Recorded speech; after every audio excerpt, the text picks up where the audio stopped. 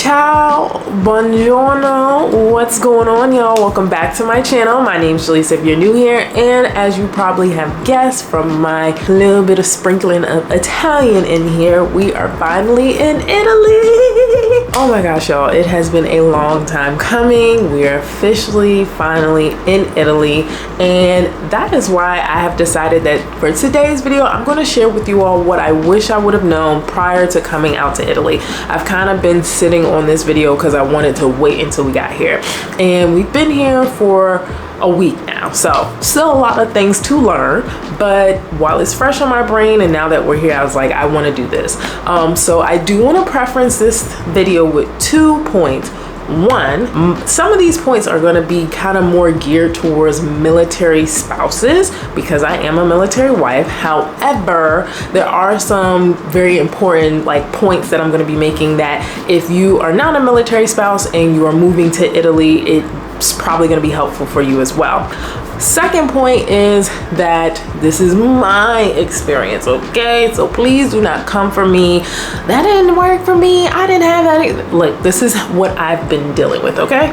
If your experience is different, drop it down in the comment section so other people can, learn from a different point of view. But the points that I'm gonna be providing are purely from my standpoint. So without any further hold up, let's go ahead and jump into it, y'all. So the first thing I wish I would have known prior to moving to Italy is that you have to get a no-fee passport and a visa in order to come here with your spouse on orders. Now, a no-fee passport is a passport that essentially let the host government know that you are coming into their country on official government business and affairs. So because myself and Parker are accompanying my husband, we had to get a no-fee passport. Now, if you're not a military spouse, you still have to make sure you have an up-to-date passport, and you're gonna have to get a visa depending upon what business you are coming into this country for. But the process is different than if you would go through it as a military spouse. Did not know that this process was going to take forever to complete and get done, and because we didn't know that, we had always thought that we were going to be in Italy end of April, early May. Even when I put in my, hey, I'm going to go on leave without pay with my job back in the States, I had put that date in for June 1st, but I had always thought in the back of my head, maybe I'm going to be leaving a lot sooner than the date. That was not the case, y'all. As you can see, we did not get here until the end of June, pretty much 4th of July timeframe. That is when we officially got to Italy, because the process to get your no-fee passport and your visa takes forever. Now, I will say you cannot start this process until your spouse actually gets orders. The no-fee passport is essentially the same as you're applying for a regular passport. The only difference is instead of going to the postal office as you would normally do to apply for a passport and paying a fee, you go to a installation, a government installation, in our case a military installation, and submit your application, and you don't have a fee. Hence, no fee passport. That's how you complete the process of getting your no-fee passport. And that's where the waiting starts. We applied for my no-fee passport and Parker's the beginning of March 3rd, March 8th. We didn't get our no-fee passports back until May 3rd, May 8th. So it took 2 months to get our no-fee passports. If you have your orders, I will go ahead and start that process now, today. So get the application ready so that, when you're able to schedule an appointment with your base, you can get that done ASAP, because that really does dictate and play a huge role in when you and your family will be moving overseas. And all of your spouse's dependents have to get a no-fee passport and a visa. Now, once you get your no-fee passport back, that is when you can start the visas. That takes about, for us, it took about a month for us to get a visa. Now, if you don't know what a visa is basically the host country saying that you are granted permission to enter into our country for a certain period of time, focusing on X, type of business. And so for us, we have to get a visa that we're, coming here to assist with, military things, aka we're here as a military family. And it takes about a month. Now, because I didn't know that these things were going to take as long as they did, I made plans, as you all know, because this is probably about the third time I mention it. I made plans to go to see Beyonce in Frankfurt, Germany. And I had planned to go see this concert back in like January, February, because I was under the impression we were going to be in Italy by April, May. That didn't happen. Just with the passport and the visa process and then getting our tickets, which I will elaborate on that later, we got here like 2 days after her Frankfurt, Germany show. So I wish I would have known this. If I would have known ahead of time that this passport process and this visa process was going to take as long as it did to process and get our stuff back, I would not have bought those tickets.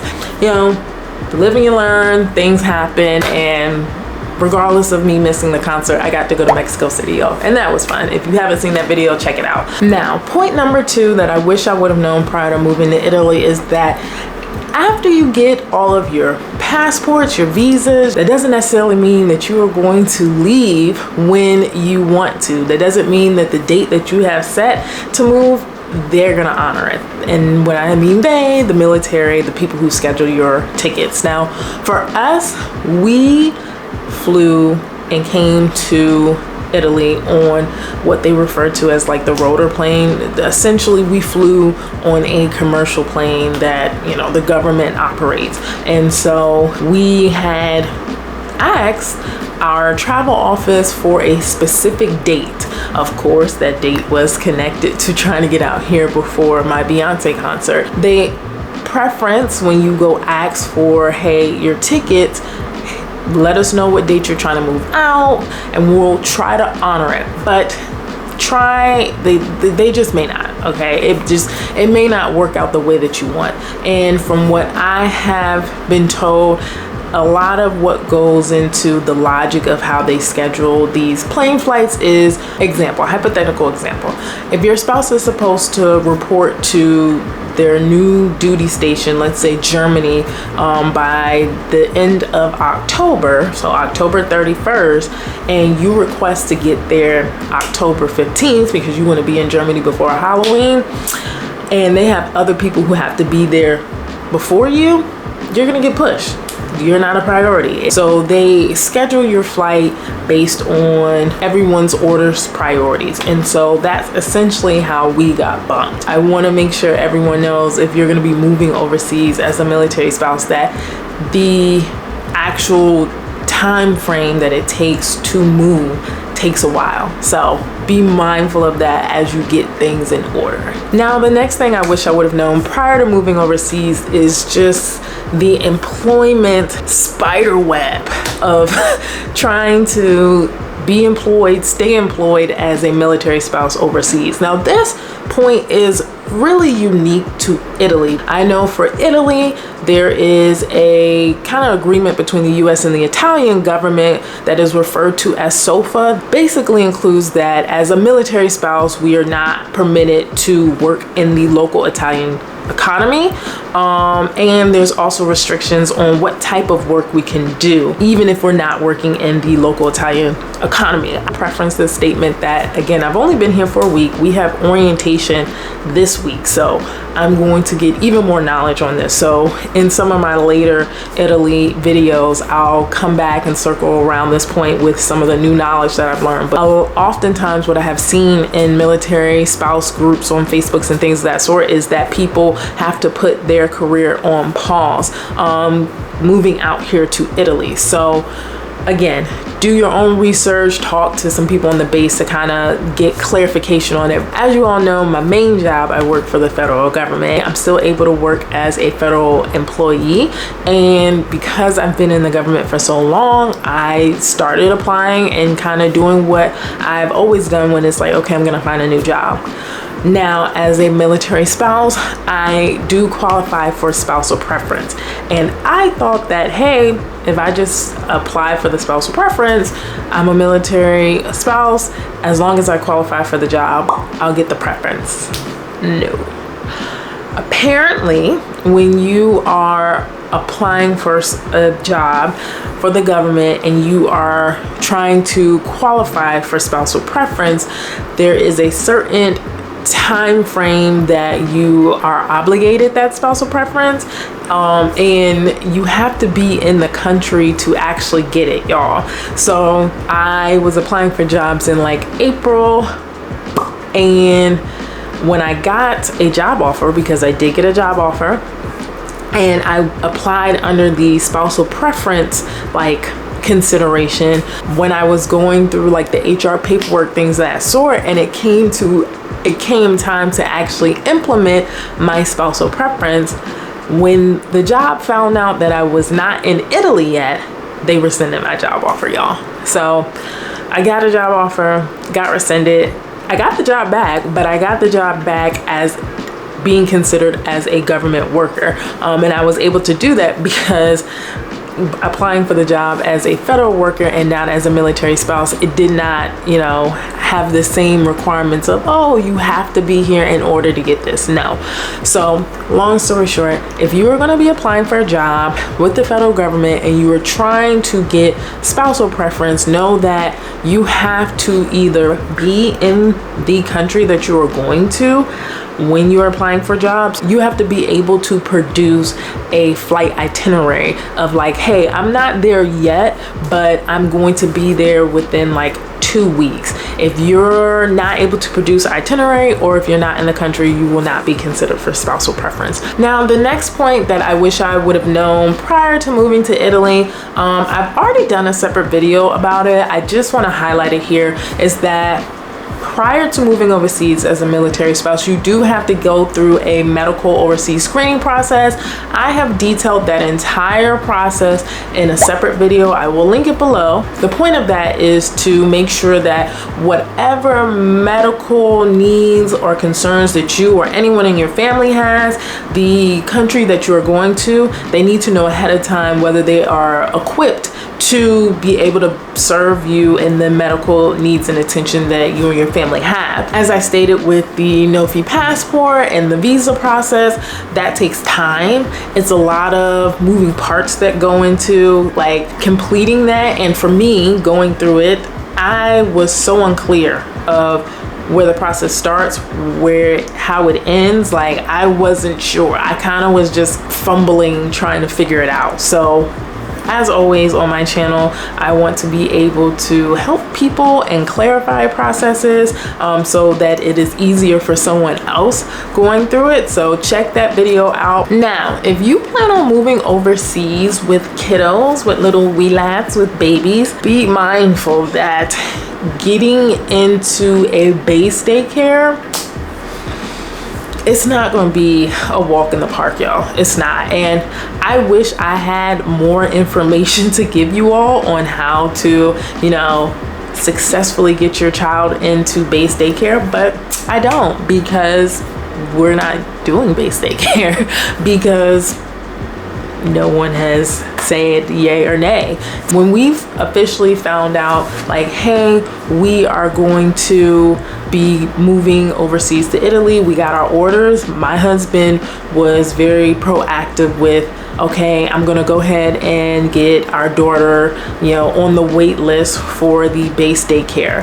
And we have only heard one thing from them, which was, hey, we want to know if you all are still interested in being considered for base daycare. And that was basically their notification of like, hey, it's been a while, y'all still want this? Do y'all still want this slot or not? And that's the only thing we've heard. So there is a website. I will talk with my husband before I upload this video, and I'll get that link and I'll post it below of where you can go to get on the wait list. But do not be surprised if it takes a long time. Do not put all your eggs in one basket when it comes to base daycare.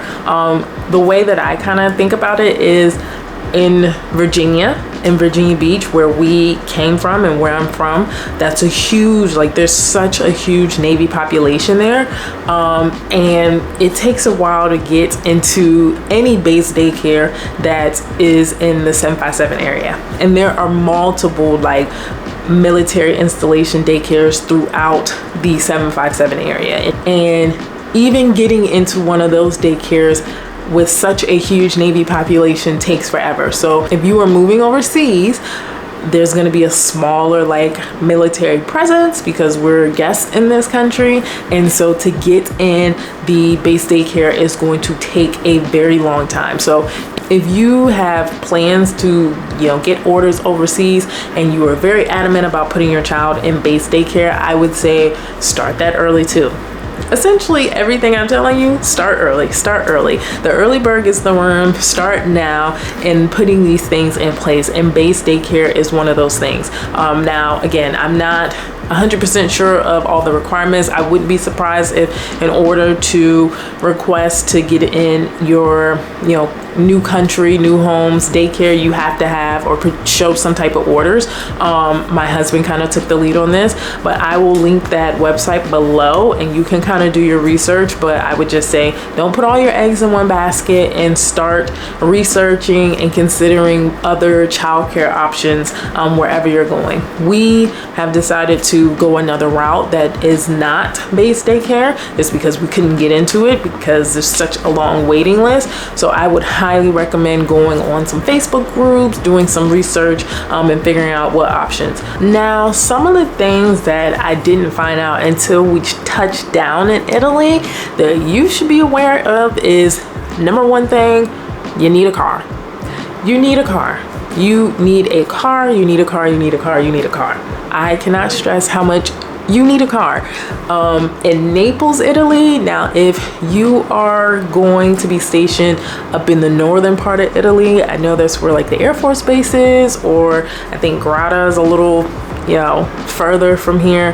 Maybe the situation and circumstances are different, but in Naples, Italy, you need a car, okay? You need a car. From our experience, having been here a week, there is not much that is walking distance or local that you can go to outside of this base. There are a lot of things on base. You've got your commissary, bowling alley. You know, there are things on base that you can, you know, go to that, you know, you're able to, you know, survive. It's not like we're in the middle of nowhere and there's nothing here. Like, there's a grocery store, there's parks, there's things that we can do on base, but off base, there's just nothing that we have seen in our experience that we're able to walk to in order to enjoy. I'm just now getting over the time change. That's something you need to be aware of. The time change is very much real here. We are 6 hours ahead from where we came from in the 757. So first week or so, it's gonna be an adjustment with the time change, but just now getting over the time change. And I was hoping that my first video in Italy was going to be showing you all just the beauty of Italy and exploring and all that type of stuff. That was like my original plan prior to getting here. Like, man, we're getting off the plane, we're gonna hit the ground running. No, because we don't have a car. So we have been on base all week. We have made trips to the commissary almost every day. Once I get off this video, y'all, we're going to the commissary because that's one of the faithful things that we can do on base. So I would highly recommend shipping your car. Ship your car now. Ship your car now. If you have your orders, if your spouse has their orders, start the process of shipping your car and ask the car shipping company, like, if my car gets there before we get there, like, is there a fee that you all will charge me to hold the car? Consider how much that fee is. It may be worth just paying the fee, knowing that your car is at your, home new country prior to your arrival. Hands down, that's one thing me and my husband both agreed on. Like, doing this over again, we would have shipped our car the same time that we were going through the no-fee passport process, and we would have just survived and figured out a way to manage and work with one car in the States, because that is how like desperate and how much of a need you need a car here. And we are buying a car. We actually have a verbal agreement with someone that we met this weekend that we are going to buy their car. So my goal and my plan is, by the next video, y'all, it will be us ripping and running Italy. When that video will come out depends on when we get the car. We do sell cars here, so there are options, and you can buy a little beater, because that's another point. The driving here is a little hectic, a little chaotic. The Italians here, they drive a little spicy, y'all. It's interesting. It's definitely, from sitting in the backseat of a taxi car, it was definitely like, wow, interesting to see and watch.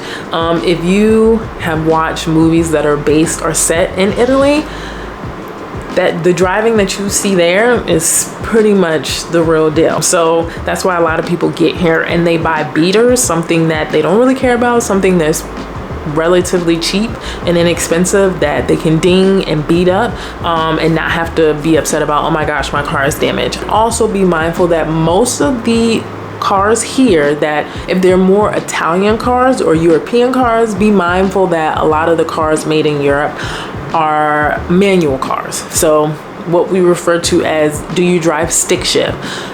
Those cars that are manual, that you can drive stick shift, those are oftentimes priced at a lower price tag.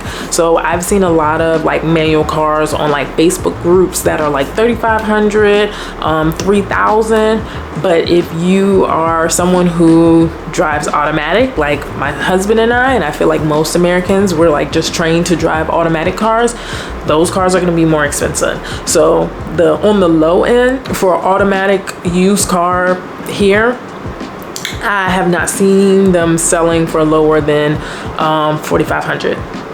On the high end for used, not like a super nice car, I've seen them going for like $6,500. So something else to consider when it comes to shipping your car is that, from what I have heard, again, I have been on base, so I cannot validate this for you all, but from what I have heard through my research and speaking to other people, and I've kind of seen it with my own eyes on base, is things are a lot smaller here.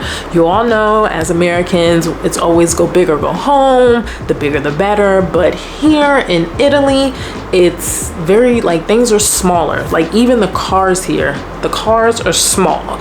So if you are shipping your car, be mindful of what size car you're shipping. Like if you have a Ford F-150, that may not be compatible here with the streets in Italy. Like they're just very small, they're very narrow. The Italians and the folks here drive a little chaotic, so you may want to ship your Toyota Yaris or your Toyota Corolla before you ship your Ford F-150. I've seen like a couple of like, people have SUVs here, so it's not like if you have an SUV, it's not that you can't ship it, but I've seen a lot more small hatchback cars that can kind of maneuver in the narrow streets of Italy and are more compact than I have seen big SUVs. I've only seen those cars on base, so be mindful of that. As I said, once we get out and explore, I'll be able to validate that for you. So I'll be back, y'all, to let you know. And my final point that you should know prior to moving to Italy is the phone service is kind of hit or miss with your American carriers.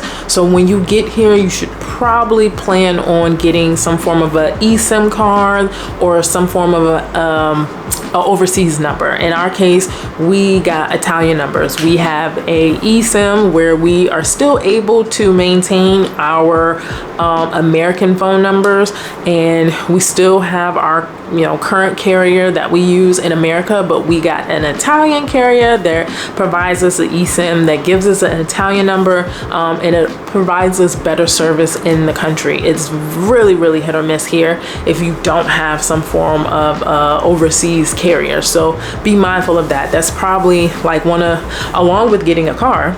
You need a car, y'all. Along with getting a car, that's something you're gonna want to do as soon as you touch down. We did it on like day 2, but like when we were in the phone store, like we met some people who like they had literally just got off the plane and were at the phone store. So here there is a phone like carrier spot on base, but I've also heard that off base, like there are more affordable like phone lines and companies that you can go to.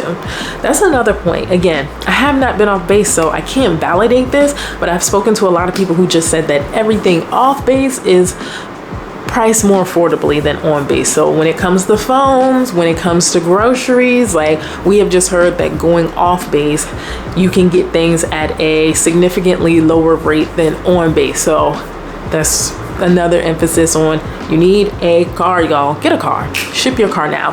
Well, y'all, that is everything I wish I would have known prior to moving to Italy.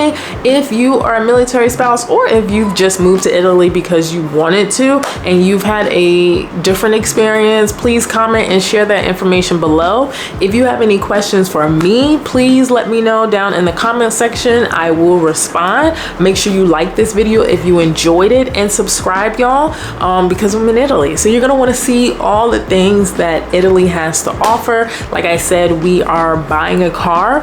The plan, the goal, the hope, fingers crossed, prayers up, is that we are able to take ownership of this car by the end of the week. And y'all, as soon as we get ownership of the car, we are hitting the streets of Italy. We are going to explore this beautiful city and this beautiful country. That is the plan. That is my hope. That is my prayer. So once that happens, I will be sharing that with you all, and you're not gonna want to miss it. So I looked over here because I'm like, if that doesn't happen this week, then it'll be delayed another week.